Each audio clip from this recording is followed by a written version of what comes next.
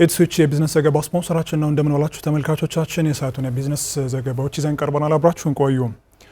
የባቲ ሰኞ ገበያ የእንስሳት ግብይት በስፋት ከሚፈጸምባቸው ቦታዎች አንዱ ነው። የበዓል ገበያተኞች በገበያው ካለፈው ዓመት ጋር ሲነጻጸር የዋጋ ጭማሪ ቢኖርም አማራጮች መኖራቸውን ይገልጻሉ። በባቲ ከተማ የገና የበዓል ገበያ ምን ይመስላል የሚለውን ሀበሻን ላይ ያስቃኘናል። ተከታትለን እንመለስ።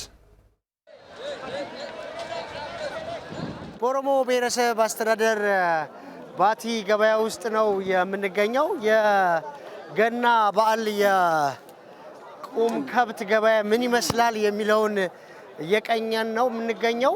በጣም ዛሬ ብዙ በሬ፣ ላም፣ ፍየል፣ በግ ገብቷል። አጠቃላይ የገበያው ድባብ ምን ይመስላል የሚለውን እንቃኛለን። ስንት ነው ይሄ በሬ? 155,000 155,000 ነው በዲያውን የበሬ እየተባለ ያለው። ስንት ነው ይሄ? 39,000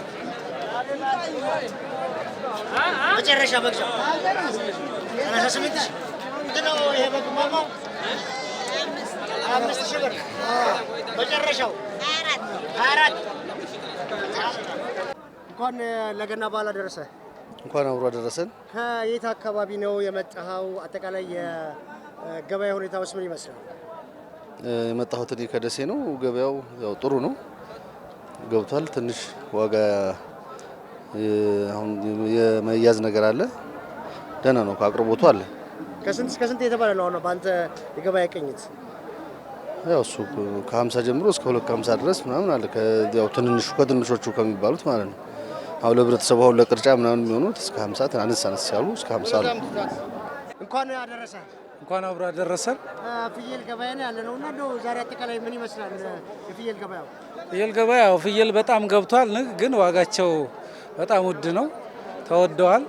ትንሾቹ ከ6,000 እስከ 10,000 ነው።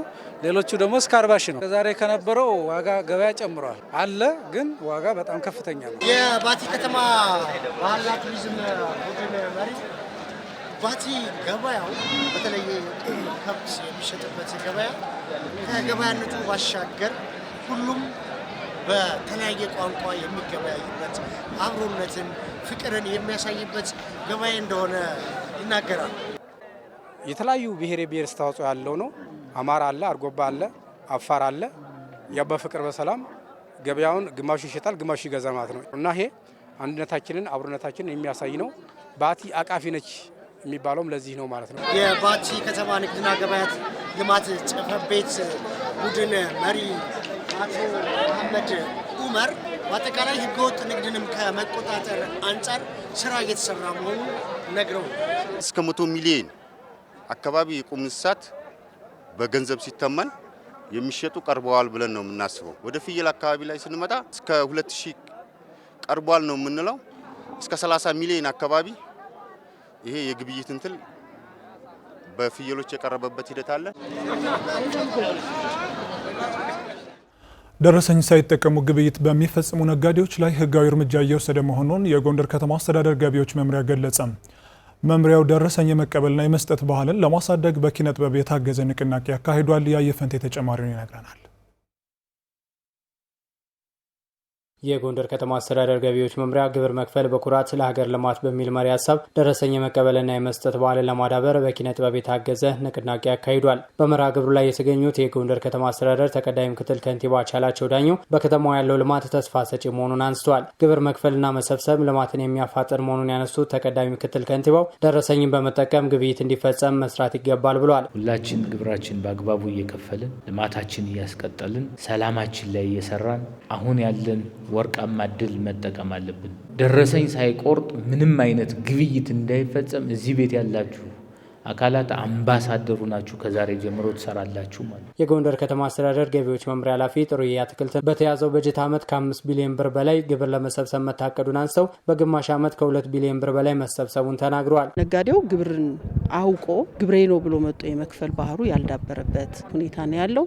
በዚህ ምክንያት በርካታ ሳይከፈሉ የቆዩ ግብሮች እስከ 5 ዓመት እስከ 6 ዓመት ከዛም በላይ ግብሮችን ያገኘንበት ሁኔታ አለ።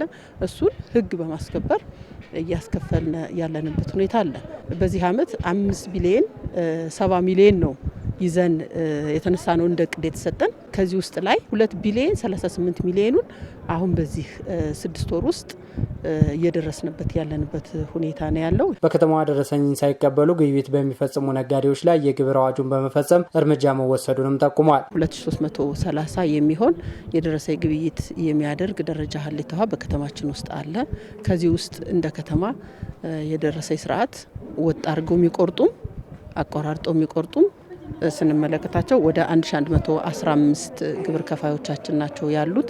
ሌሎቹ ግን በደረሰኝ ስርዓት ላይ በተገቢው የማይቆርጡ ናቸው። ወደ 38 ግብር ከፋይ በዚህ አመት ብቻ የማይቆርጡ እንዲቆርጡ ተቀጧሉ። አንድ ጊዜ ስንቀጣ እንግዲህ 50 ሺህ ብር ነው የምንቀጣው። የመርሃ ግብሩ ተሳታፊዎች በበኩላቸው ደረሰኝን በመጠቀም ግብይት እየፈጸሙ መሆኑን ተናግረዋል። አንዋር መሐመድ እባላለሁ። ስፖንጅና የሶፋ ጨርቅ ነው የምሸጠው። እኛ ማንኛውም የገቢዎች ሰራተኞች በየቀኑ እንቆርጠው ማየት አለበት። እስካሁንም እንቆርጣለን፣ አሁንም ደግሞ የበለጠ እንቆርጣለን። ስሜ የአገር ሰው ስብዓት ይባላል። የተሰማራውበት ዘርፍ ፎቶ ቤት ነው። በደንብ እንቆርጣለን። ለልማት ያው እያየን ነው። አሁን ጥሩ ላይ ነው ያለው። በአይን የሚታይ ነገር ነው እያየን ያለ ነው። ልማት በዚሁ ከቀጠለ የተሻለ እንደሚሆን ነው የምገምተው። በከተማዋ ውጤታማ የግብር አሰባሰብ ስርዓትን ለመዘርጋት በትኩረት እየሰራ መሆኑን የጎንደር ከተማ አስተዳደር ገቢዎች መምሪያ አስታውቋል።